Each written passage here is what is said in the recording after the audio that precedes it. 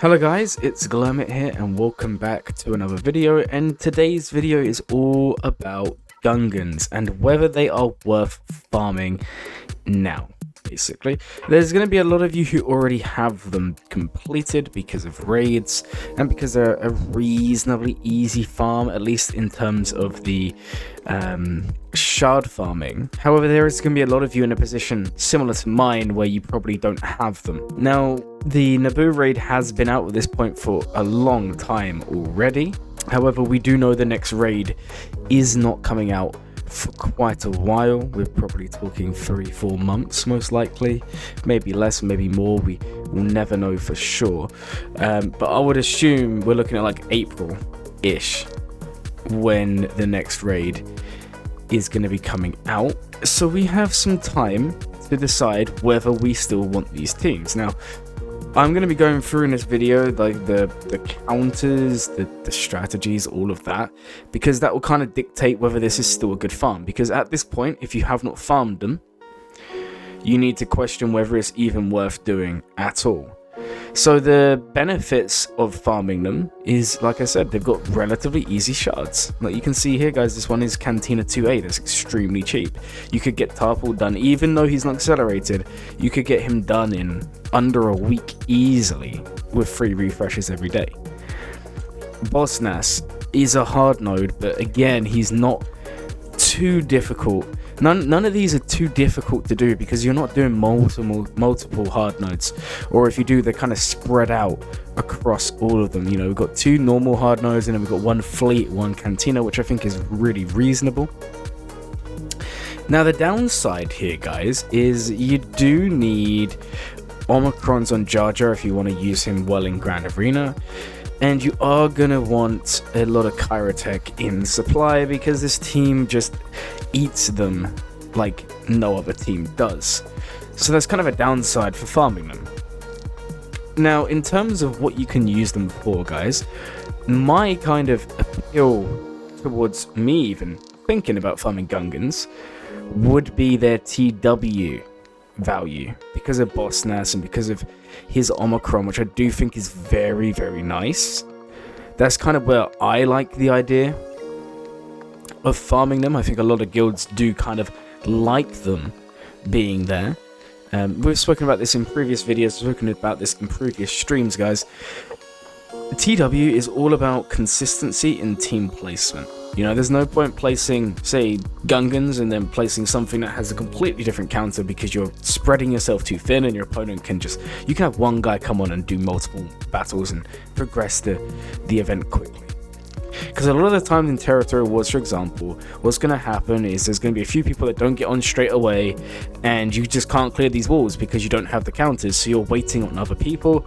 And if your guild takes a lead, or even if their guild takes a lead, the momentum can shift and people will just give up, even if there is a chance at winning. Obviously, I'm well aware that doesn't apply to everyone, but it does happen a lot here, guys. So for that reason, I would say they are still worth a farm, because they are good in TW. It's only 4 characters and obviously Journey Guide. The Kyrotech does suck, but they do perform well in one of the core modes. But a lot of you are going to be asking, Glamit, how do they perform in Grand Arena? I don't want to be doing a team that's, you know, approaching a year old if they don't perform well in Grand Arena. So guys, what I've done is I've actually got all the data here for you. So in 3v3 on offense, guys, you can see that it's beating Qui-Gon reliably. You can see it can beat Reaver, CLS, Dash, Separatists. It can beat some Zori teams. It can beat Trench, occasionally Starkiller, although I reckon that's very difficult to pull off. You've got some you know, Enog, new teams there, could be quite nice. Grievous isn't really that impressive these days. So you can see that you can beat a decent amount of teams here, guys. Like a really nice amount of teams and a good variety of teams. So for that reason, I would say maybe they're worth it in 3v3. Now, in terms of the defensive 3v3, guys, you can see it doesn't have the best hold rate, we're looking about 20%. You know, if we go and we look, you know, Treya's gonna beat it, Bone Mandalore is a complete waste, but that's gonna beat it, Savage is gonna beat it, you know, people are gonna use Mothma, people are probably gonna use Night Sisters, that works really well as well. So there's, you know, there are counters towards this team. So then again, you know, you might be thinking, well, is it really worth it? If we go and have a look, guys, at the 5v5, you can see again, the win rate is low. But just bear in mind, guys, that might just be because some counters are just harder to pull off or require certain relic levels, Omicron investment, you name it.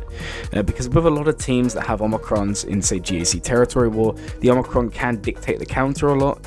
So what will happen is someone will see a counter, assume they can replicate it, but they don't have the modding, the relic level, or the Omicrons, and it just doesn't really work. But you can see again, Reaver, it's not as likely as in Freeze, but there is potential to make it work. Again here, guys, you might just find it easier if you have the Omicrons and all of that. I'm not going to set that up for this video to look in detail, but maybe for another day.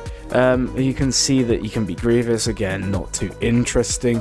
Adrad, yeah, so you can see in 3v3 they are performing very, very well. That's nice though, being able to beat Jabba, which is not too bad. You can see here Datacrons, there's no specific ones here, so that's always nice. So that is something to bear in mind as well. There can be one of your non-GL counters in Grand Arena, but again, guys, that's probably dependent on Omicrons to some extent.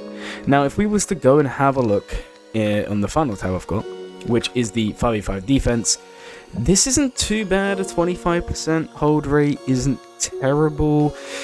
Again, you know, it would be nicer. Now, I know you guys will be saying, Glumit, you said this isn't a great hold rate. It's actually higher, it's lower on 3v3, and I complained. This is only 5% difference. I would argue, guys, that 3v3, a good defensive team is going to be like sitting at 60 to 65% win rate. And in 5v5, I would say if you can get to 80%, I would consider that a good team, because obviously 5v5 is traditionally a lot easier to clear because people understand the kits better, a lot of characters work better in 5s, and a lot of people just don't like 3s, so the data is always going to be skewed to some extent. But you can see here, it does pretty well on defense against quite a few teams. Again, just having a quick look, you can see there's no specific Datacrons, but you can see here, guys, you do need decent relic level investment. So it brings us back to, is it worth farming Gungans now? And this is where it really depends on you guys. If you are, you know, just approaching the GP requirements, or you just got into a guild where you are doing the raid and you do want to farm a raid team and you still haven't done Gungans, and I'm well aware a lot of people already have, so for many of you this video will not apply, and that's perfectly fine, guys. In that case, maybe they will be worth it. Again, they're not super high investment. You know, the shards won't take too long. The cryo attack is a bit of a problem, but guys, this just with most farms these days. But I would say it is worth it, because if you can take these guys up and get them to a decent relic level, you're gonna find it very, very easy, guys, to do well in the raid. And let's not forget, guys, that the raid is so important in general for progressing your, you know, account. So if we look here now, I'll be honest, guys, I don't really have, obviously I took my break, but I came back, I don't really have many Naboo teams. So I only get around about 1.5 to 1.7 million. I probably could get way higher with remodding. I haven't done that just yet. And guys, if you do have the Gungans, you know, and you do invest them because they are a good raid team, you could easily be hitting, you know, this, and that does make a big difference. You know, it's an extra 160 guaranteed because you're doing well. In my case, it may be similar, it may be different for you, or maybe for you guys it means you can get to this 1.71 million crate, and it does add up. You know, if we go to the guild store here, guys, you're gonna see that you can go ahead and you can start buying all of these. You know, if you need to buy your error magnifiers, that means at least you're guaranteed to buy 3 every week, because maybe that's where you're at in the game and you're farming exec, or you're farming someone who needs R8s. That could be very, very nice for you. And just bear in mind, you can get higher than that, guys. We're not locking ourselves in at those specific thresholds. So I would say if you're someone who does want to progress your account, maybe you haven't done them already, then I do think they are still worth it. And that is purely because the raid, the new one, hasn't been announced yet. Guys, it's a difficult one. If it was me and the raid was going to stay around for even longer, I would say wait it out, do them accelerated.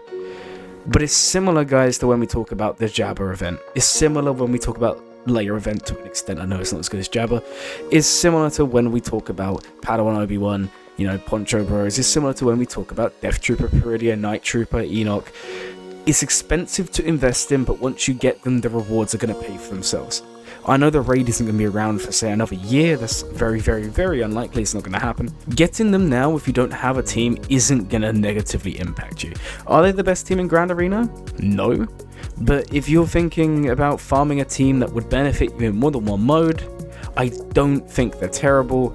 And I myself am going to be farming these once I finish up some other farms on my account, because they are just that low-hanging fruit that would benefit me, and I'm sure many of you, for now. Anyways, guys, I hope you enjoyed the video. If you did, please like, comment, and subscribe. My name is Glurmit, and as always, guys, have a glurmin day.